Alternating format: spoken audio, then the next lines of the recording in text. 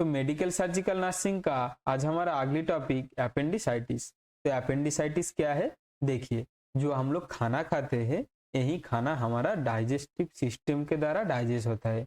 और digestive system के अंदर बहुत सारा ऑर्गन होता है, जैसे हमारा माउथ, इसोफेगस, स्टोमक, इंटेस्टाइन, ये सभी ऑर्गन मिलके हमारा डाइजेशन करता है।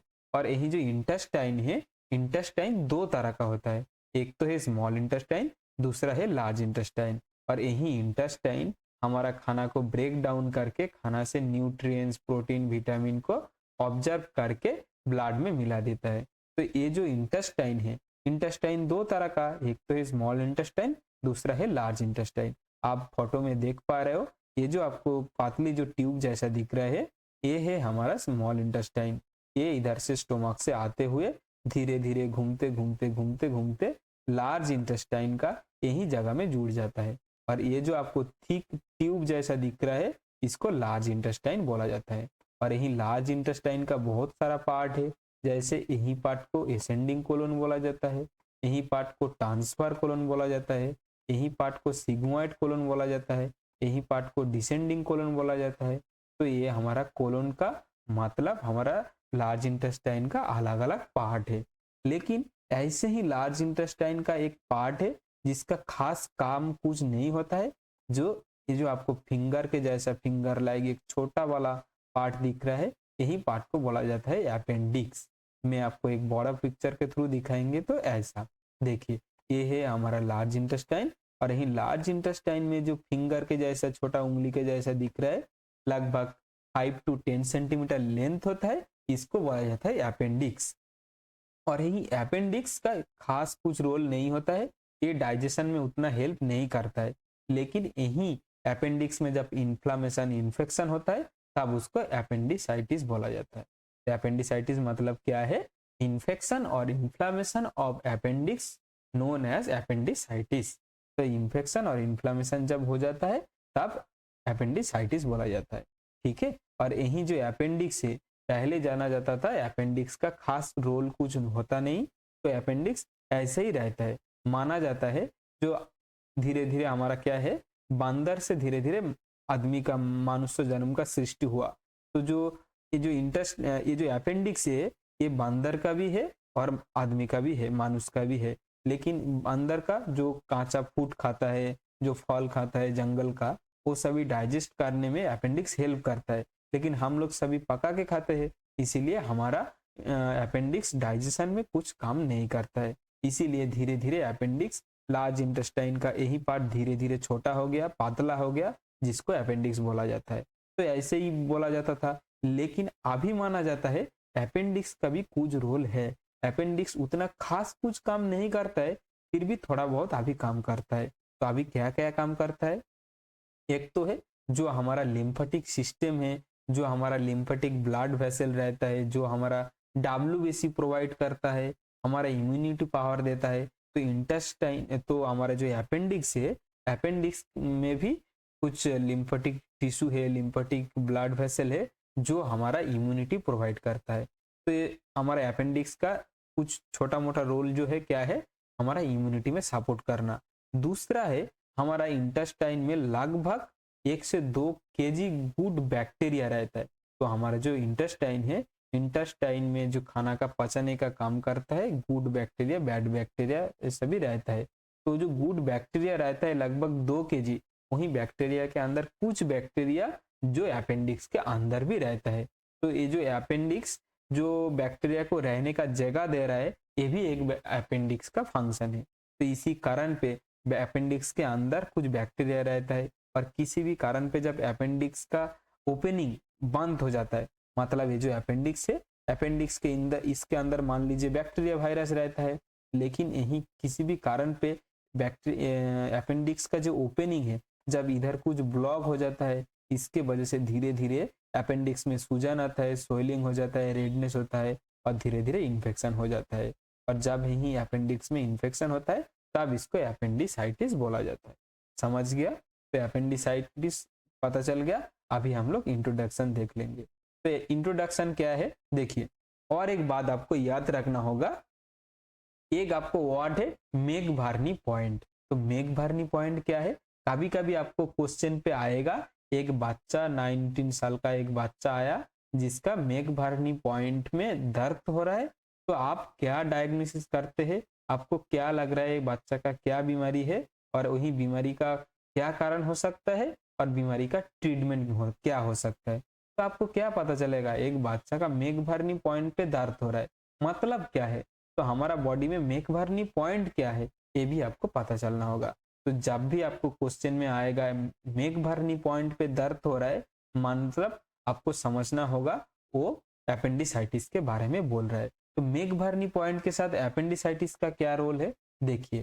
तो एक सर्जन था, जो अमेरिकन एक सर्जन था जिसका नाम था चार्ल्स मेघबर्नी। तो चार्ल्स मेघबर्नी एक सर्जन था जिसने पहली बार डिस्कवर किया है जो हमारा पेट का जो राइट साइड है, ये जो राइट साइड है, यही राइट साइड में इधर ही हमारा पेट के अंदर अपेंडिक्स रहता है।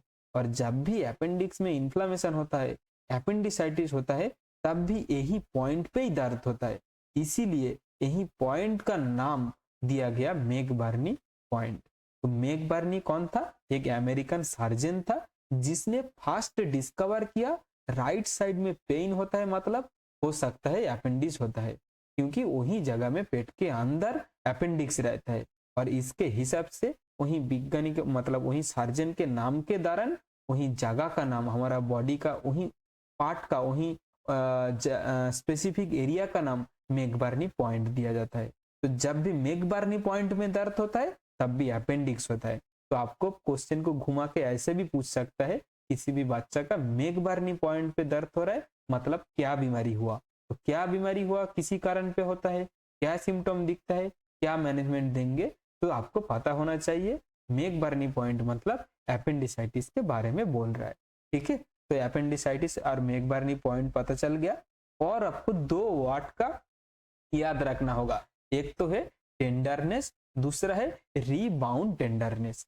तो टेंडरनेस क्या है, देखिए, जब शायद आप अभी सेकेंड ईयर में पढ़ रहे हो, जब हॉस्पिटल पोस्टिंग पे आप गया देखा थे शायद, डॉक्टर लोग क्या होता है, जब एब्डोमिन पेन पेशेंट आता है तो उसको पालपेट करके देखता है, 4 उंगली से हाथ से पेशेंट को पेट को दबा के देखता है। तो जब हम लोग पेशेंट का पेट में दबाते हैं और दबाने के बाद में जब उसको दर्द होता है, तब उसको टेंडरनेस बोला जाता है। तो टेंडरनेस मतलब क्या है, हमारा बॉडी का किसी भी एरिया में जब दबाने से जो दबाता है, जिसको पाल्पेशन बोला जाता है, और यही पाल्पेशन के कारण पे जब दर्द होता है तब उसको टेंडरनेस बोला जाता है। और क्या क्या होता है, कुछ कुछ बीमारी है जिसमें दबाने के टाइम पे दर्द नहीं रहता है, लेकिन जब दबाने के बाद छोड़ देता है डॉक्टर, जब पेट फिर से फूल जाता है तब दर्द होता है। मतलब जब प्रेस करता है दर्द नहीं होता है, जब छोड़ देता है तब दर्द स्टार्ट होता है। तो इसको बोला जाता है रीबाउंड टेंडरनेस। तो जब हमारा एपेंडिसाइटिस होता है तब भी हमारा जब मेघबर्नी पॉइंट पे हम लोग दबाएंगे, कभी कभी हो सकता है क्या टेंडरनेस प्रेजेंट हो सकता है, मतलब दबाने से दर्द करता है, ऐसा भी हो सकता है। और रीबाउंड टेंडरनेस भी हो सकता है, मतलब दबाने के टाइम पे दर्द नहीं है लेकिन छोड़ने के टाइम पे दर्द हो रहा है, तो इसको रीबाउंड टेंडरनेस बोलता है। तो ये आपको अपेंडिक्स पढ़े तो ये आपको पता होना चाहिए, ठीक है। तो उसके बाद हम लोग इंट्रोडक्शन देख लेते हैं। तो मेघबर्नी पॉइंट पता चल गया, देखिए यही पॉइंट के नीचे हमारा अपेंडिक्स रहता है, इसीलिए यही पॉइंट में दर्द होता है, मतलब अपेंडिक्स में इन्फेक्शन होता है, ठीक है, पता चल गया। अभी इंट्रोडक्शन देख लेते हैं। इंट्रोडक्शन में क्या बोल रहा है, appendicitis is a inflammation of appendix. तो अपेंडिसाइटिस मतलब अपेंडिक्स का इन्फ्लामेशन होला। Appendix is a small tube shapes organ attach to the large intestine. तो वही अपेंडिक्स एक छोटा उंगली के जैसा 5 to 10 सेंटीमीटर होता है लेंथ, ये हमारा इंटेस्टाइन के साथ जुड़ा हुआ रहता है। It can causes severe abdomen pain near McBurney point. और इसके कारण पे हमारा मेघबर्नी पॉइंट के जैसे मतलब साइड पे दर्द होता है, ठीक है। तो उसके बाद मेघबर्नी पॉइंट में पहले ही आपको बोल चुका, McBurney point is specific point in the right side of lower abdomen. तो एक मेघबर्नी पॉइंट मतलब एक ऐसा पॉइंट और ऐसा एरिया है जो हम लोग मेघबर्नी सर्जन के नाम पे दिया गया, हमारा राइट साइड पेट का, हमारा राइट साइड एब्डोमिन का लोअर पार्ट में जो जगह है उसको मेघबर्नी पॉइंट बोला जाता है। क्या बोल रहा है, Megbarni is a specific point in the right side of lower abdomen that is often tendon in patient with acute appendicitis. तो क्या बोल रहा है, मेगबर्नी पॉइंट एक स्पेसिफिक एरिया है जो हमारा राइट साइड एब्डोमेन का लोअर पार्ट में रहता है और यही एरिया में ऑफन मतलब प्राय इसमें दर्द होता है। एक्यूट एपेंडिसाइटिस जब होता है तब इस यही एरिया में दर्द होता है। उसके बाद क्या बोल रहा है, Charles McBurney was American surgeon who first discovered the characteristic point of tenderness in acute appendicitis. तो क्या बोल रहे हैं, चार्ल्स मेगबर्नी फर्स्ट डिस्कवर किया जो हमारा मेगबर्नी पॉइंट है जिधर टेंडन्स होता है, हमारा दबाने से दर्द होता है, एपेंडिसाइटिस में ऐसा होता है। Because of his work the tender point in appendicitis is named McBurney point in his honour. तो क्या बोल रहे हैं, और यही जो मेगबर्नी उसका अच्छा काम के लिए वही हमारा एब्डोमेन का एपेंडिसाइटिस जो होता है, जो वही एब्डोमेन का एरिया का नाम मेगबर्नी पॉइंट दिया गया है। उसके बाद डेफिनेशन में क्या बोल रहे हैं, appendicitis is a medical emergency condition in which our appendix get inflamed and characterize of severe right side lower abdomen pain. Appendicitis एक मेडिकल इमरजेंसी कंडीशन है जिसके अंदर हमारा अपेंडिक्स में इन्फ्लामेशन होता है और जिसके कारण पे हमारा राइट साइड एब्डोमेन में सीवियर पेन होता है। तो देखिए, ये जो आपको इंट्रोडक्शन है अपेंडिसाइटिस में, आपको पहले इंट्रोडक्शन लिखना होगा, उसके बाद डेफिनेशन लिखना होगा। ये जो मेगबर्नी पॉइंट, चार्ल्स मेगबर्नी के बारे में जो हम लोग बताया, ये जो 2 पैरा है ये आपको ना लिखने भी चलेगा, ये सिर्फ आपको हमें समझने के लिए बताया, तो ये दोनों लिखने का जरूरत नहीं है। आप सिर्फ इंट्रोडक्शन लिखिए, इंट्रोडक्शन के बाद डेफिनेशन लिखिए, डेफिनेशन के बाद कॉजेज लिखिए। तो कॉजेज इटियोलॉजिकल फैक्टर में क्या क्या बोल रहा है, कोलाइट्स। तो कोलाइट्स क्या है, जब हमारा कोलोन में कुछ इन्फेक्शन होता है तब उसको कोलाइट्स बोला जाता है। तो कोलोन मतलब जो हमारा लार्ज इंटेस्टाइन है, लार्ज इंटेस्टाइन में कुछ इन्फ्लामेशन होता है तो उसको कोलाइट्स बोला जाता है। क्या बोल रहा है, inflammation of our colon can affect our appendix. तो जब हमारा लार्ज इंटेस्टाइन में इन्फेक्शन होता है, धीरे धीरे वही इन्फेक्शन हमारा अपेंडिक्स में जाके अपेंडिक्स का सूजन करता है, जिसके दौरान अपेंडिसाइटिस भी हो सकता है। उसके बाद दूसरा कारण क्या बोल रहा है, appendix stone can get stuck in the opening of our appendix. तो अपेंडिक्स स्टोन मतलब कुछ फोकल स्टूल होता है, फोकल इम्पैक्ट होता है। मतलब फोकल इम्पैक्ट मतलब जो हम लोग खाना खाते हैं, जो खाना से स्टूल बनता है, वही स्टूल कभी हार्ड हो जाता है, जाके हमारा जो अपेंडिक्स का जो ओपनिंग है, मतलब जो अपेंडिक्स जो पॉइंट पे लार्ज इंटेस्टाइन के साथ जुड़ता है वही पॉइंट पे अटक जाता है, जिसके कारण वही बैक्टीरिया, जो गुड बैक्टीरिया अपेंडिक्स के अंदर रहता है, वो बाहर नहीं आ पाता है और उसके अंदर धीरे धीरे इन्फ्लामेशन हो जाता है।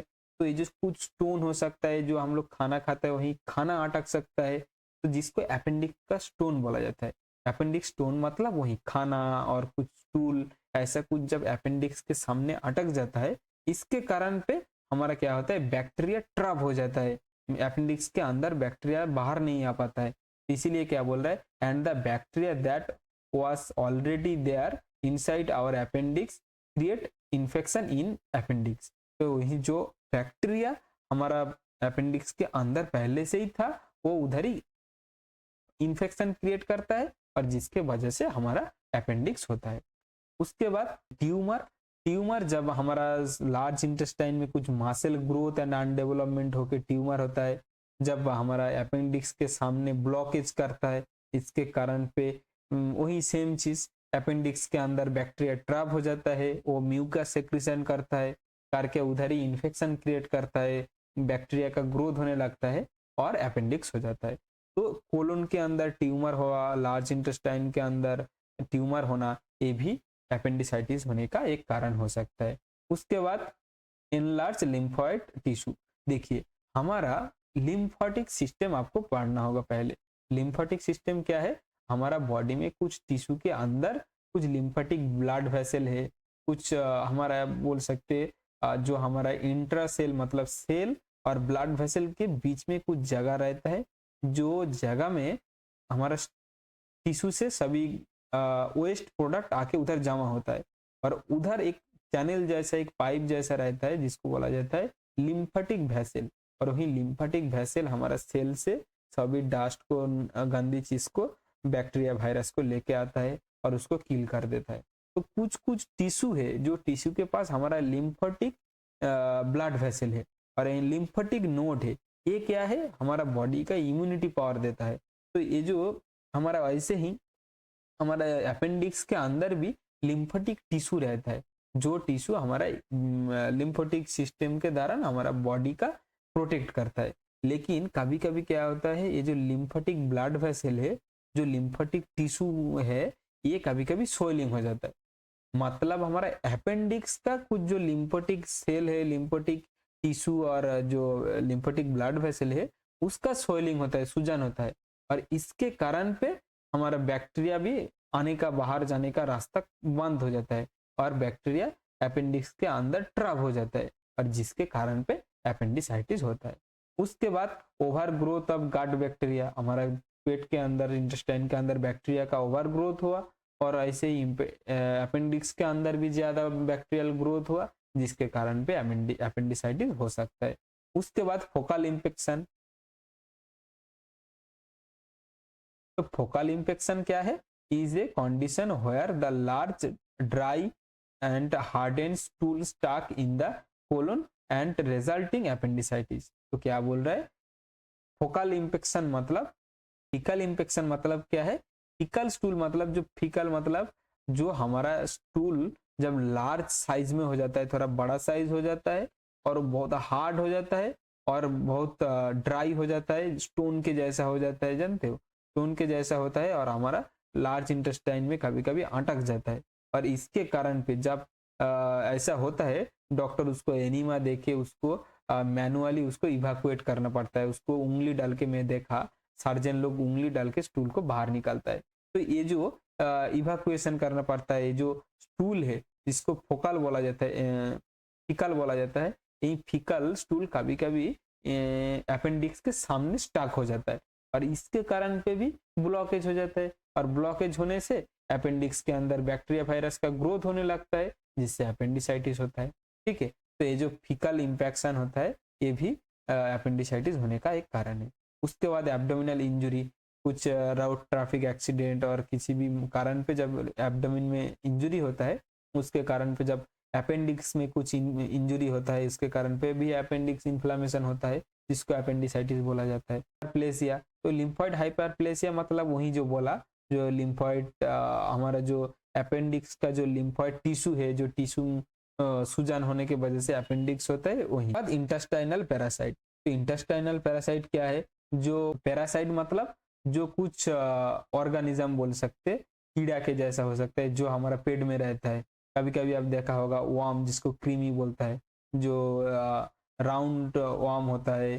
तो ये सभी ऑर्गेनिज्म क्या है, हमारा पेट में रहता है। जब इसका ओवर ग्रोथ होता है, इसके कारण पे भी अपेंडिसाइटिस होता है। आप फोटो में देख सकते हैं, ये सभी पैरासाइट है जो हमारा इंटेस्टाइन में रहता है और इसके कारण पे भी कभी कभी अपेंडिसाइटिस हो सकती है। ये देख सकते हैं, ये जो आप स्टूल है, फिकल इंफेक्शन, देखिए फिकल इंफेक्शन हुआ, जिसके कारण पे अपेंडिक्स में ब्लॉक होता है और इसके कारण पे भी अपेंडिसाइटिस हो सकता है।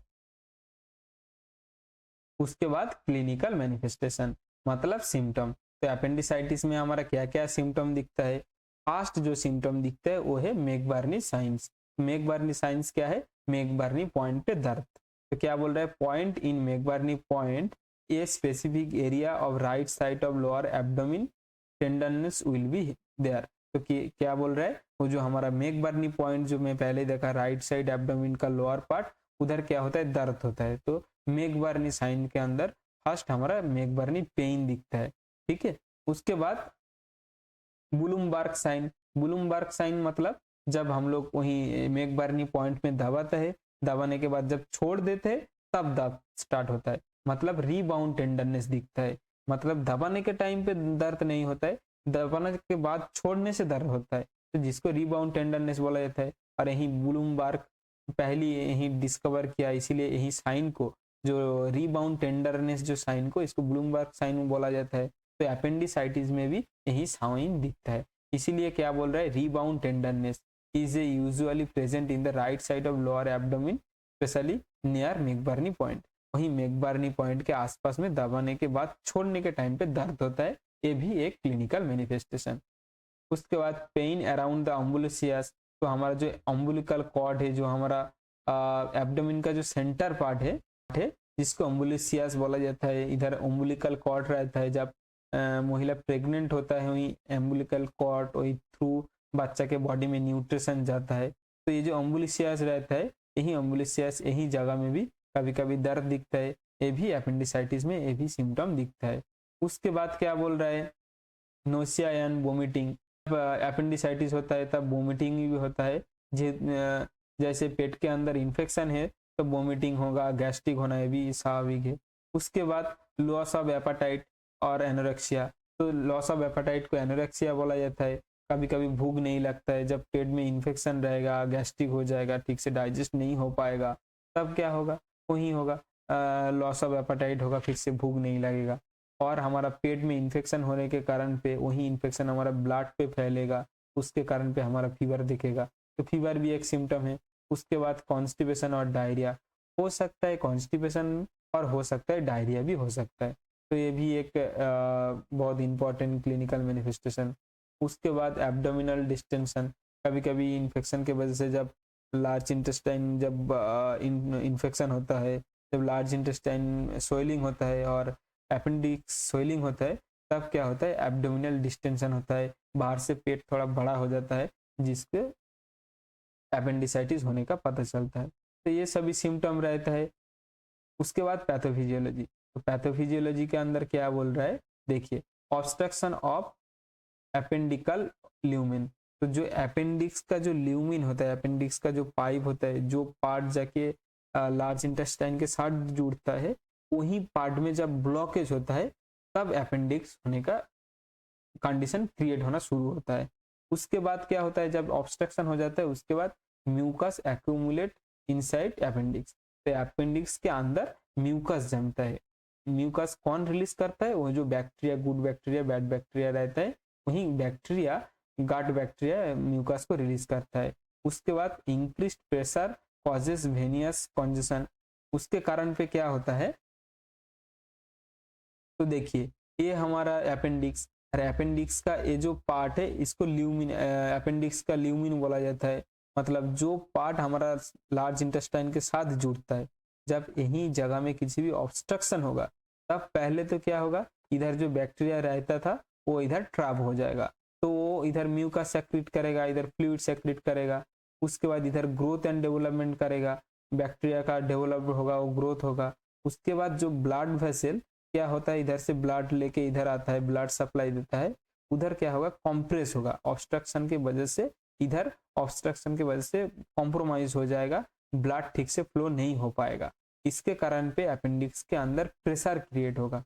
उसके बाद क्या होगा, उसके बाद बैक्टीरियल मल्टीप्लिकेशन ओकर, वही बैक्टीरिया धीरे धीरे उसके अंदर बढ़ते जाएगा, और इसके कारण पे क्या होगा, इन्फ्लामेशन और एडिमा डेवलप, उसके कारण पे अपेंडिक्स स्वेलिंग होना शुरू हो जाएगा, सूजन होना शुरू होगा, और उधर इन्फ्लामेशन स्टार्ट हो जाएगा।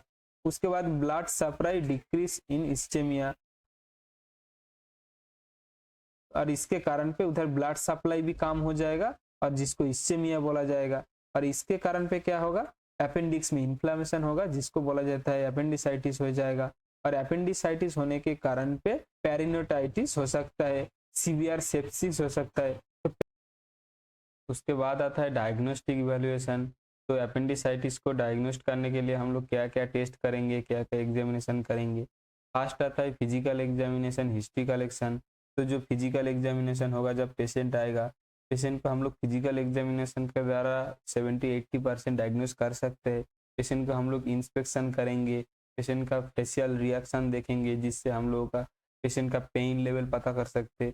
उसके बाद हम लोग पाल्पेशन करके उसका मैकबर्नी पॉइंट पे टेंडरनेस, रिबाउंड टेंडरनेस चेक कर सकते, जिससे हम लोगों को 70-80% अपेंडिसाइटिस का पता लग सकते हैं। उसके बाद कंफर्म करने के लिए हम लोग सीबीसी, सीआरपी करेंगे, जिससे हम लोगों को ब्लड टेस्ट में इन्फेक्शन लेवल पता चलेगा। सीबीसी में डब्ल्यूबीसी काउंट हाई दिखेगा। उसके बाद यूरिन एग्जामिनेशन करेंगे। यूरिन एग्जामिनेशन क्यों करेंगे, देखिए कभी कभी यूटीआई जब होता है, यूरिनरी ट्रैक इन्फेक्शन, तब भी लोअर एब्डोमेन में पेन होता है, तो हम लोग यूरिनरी एग्जामिनेशन करके उसमें इन्फेक्शन है कि नहीं पता कर सकते। उसके बाद अल्ट्रासाउंड करेंगे, एब्डोमेन का अल्ट्रासाउंड करके उससे पता चल सकते। उसके बाद सबसे गोल्ड स्टैंडर्ड हम लोग सीटी स्कैन ऑफ एब्डोमेन करेंगे, जिससे अपेंडिक्स का साइज कितना बड़ा, वो रैप्चर हुआ कि नहीं, इन्फेक्शन कितना फैला, सब कुछ पता कर सकते। इसीलिए हम लोग सीटी स्कैन एब्डोमेन करेंगे, तो ये सभी टेस्ट करके हम लोग अपेंडिसाइटिस को पता कर सकते। उसके बाद आता है मैनेजमेंट। मैनेजमेंट के अंदर 3 मैनेजमेंट आता है, मेडिकल मैनेजमेंट, सर्जिकल मैनेजमेंट और नर्सिंग मैनेजमेंट। तो जो हमारा मेडिकल मैनेजमेंट है ये उतना इफेक्टिव नहीं है। देखिए जब अपेंडिसाइटिस होता है, पेन होता है, वोमिटिंग होता है, गैस्ट्रिक होता है, तो ये सभी सिम्टम को कम करने के लिए सिम्टोमेटिक मैनेजमेंट दे सकता है, लेकिन सर्जिकल मैनेजमेंट में अपेंडिसाइटिस को क्योर किया जा सकता है। तो मेडिकल मैनेजमेंट में क्या बोल रहा है, provide analgesic to reduce pain. Definitely pain में बहुत दर्द रहेगा, तो एब्डोमेन पेन कम करने के लिए हम लोग एनाल्जेसिक देंगे, जैसे पैरासीटामोल हो सकता है, ट्रामाडोल हो सकता है, डाइक्लोफिनक हो सकता है, बास्कोपेन हो सकता है, ये सभी मेडिसिन देंगे। उसके बाद आता है provide antibiotic. Provide antibiotic to reduce pen.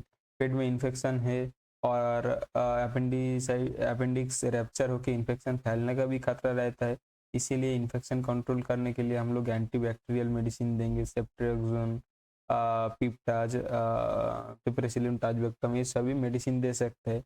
उसके बाद provide anti gastric medicine to reduce gastritis, जैसे पेंटोपेराजल, स्मोपेराजल, जो एंटी गैस्ट्रिक मेडिसिन होता है, ये सभी हम लोग दे सकता है गैस्ट्रिक को कम करने के लिए। उसके बाद प्रोवाइड एंटी इमेटिक इंजेक्शन, जैसे हम लोग सिम्टम में पढ़ा था, गैस्ट्रिक हो सकता है, वोमिटिंग हो सकता है, पेन हो सकता है, तो सिम्टम के बेसिस पे जो जो सिम्टम आएगा, सिम्टम को मैनेज करने के लिए वो सभी मेडिसिन देंगे। तो एंटी इमेटिक जैसे आता है ओंडेसेट्रॉन इंजेक्शन, तो वही मेडिसिन हम लोग दे के उसका वोमिटिंग को कम कर सकते हैं। तो मेडिकल मैनेजमेंट में हम लोग ये सब मेडिसिन देंगे। उसके बाद आता है सर्जिकल मैनेजमेंट। तो सर्जिकल मैनेजमेंट क्या क्या बोल रहा है, देखिए, in the acute appendicitis if appendix rapture it spread bacteria inside the abdominal cavity.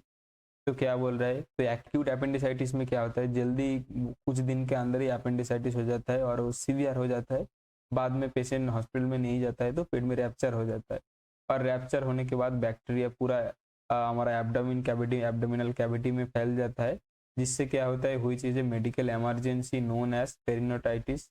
तो इसके जो एब्डोमिन में, जो एब्डोमिनल पेरिनियल कैविटी में जो इन्फेक्शन फैल जाता है, इसको पेरिनोटाइटिस बोला जाता है।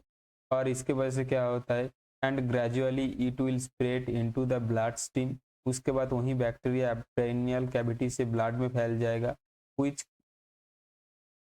which can lead to life threatening complication sepsis। उसके बाद वही इन्फेक्शन जब ब्लड में फैल जाएगा, सेप्सिस हो जाएगा, और सेप्सिस से धीरे धीरे सेप्टिक शॉक हो जाएगा, पेशेंट का बीपी कम हो जाएगा, पल्स रेट कम हो जाएगा, धीरे धीरे पेशेंट का डेथ हो जाएगा। तो ये सभी सर्जिकल मैनेजमेंट करना बहुत ज़रूरी है, नहीं तो ये सभी कॉम्प्लिकेशन हो सकता है। उसके बाद सर्जिकल मैनेजमेंट में क्या क्या कर सकते हैं, तो surgical management is very important. Surgical management is appendectomy. Surgical removal of appendix is appendectomy. तो हम लोग सर्जिकल रिमूवल ऑफ अपेंडिक्स, जिसको अपेंडिक्टोमी बोला जाता है, वो हम लोग करेंगे। तो ये अपेंडिक्टोमी दो तरह का हो सकता है, एक तो है ओपन अपेंडिक्टोमी, दूसरा है लेप्रोस्कोपिक अपेंडिक्टोमी। तो ओपन अपेंडिक्टोमी में क्या होता है, ऐसे आप देख सकते हैं, अपेंडिक्स जो जगह में रहता है उसी जगह बड़ा काट करके उसी जगह से अपेंडिक्स को निकाल लिया जाता है, तो ऐसे होता है ओपन अपेंडिक्टोमी। दूसरा होता है लेप्रोस्कोपिक अपेंडिक्टोमी, जिसमें कुछ स्कोप के द्वारा 3 छोटा छोटा छेद बनाया जाता है, हमारा एब्डोमेन में 3 जगह से तीनों छेद बनाया जाता है, उसके बाद धीरे से केयरफुली अपेंडिक्स को रिमूव किया जाता है। तो ऐसे ही ओपन अपेंडिक्टोमी और लेप्रोस्कोपिक अपेंडिक्टोमी किया जाता है। उसके बाद आता है नर्सिंग मैनेजमेंट। तो एक नर्स का क्या क्या रोल रहेगा, monitor vital signs every hourly. तो एवरी आवरली उसका वाइटल साइंस चेक करेंगे, एसेस पेन लेवल चेक करेंगे।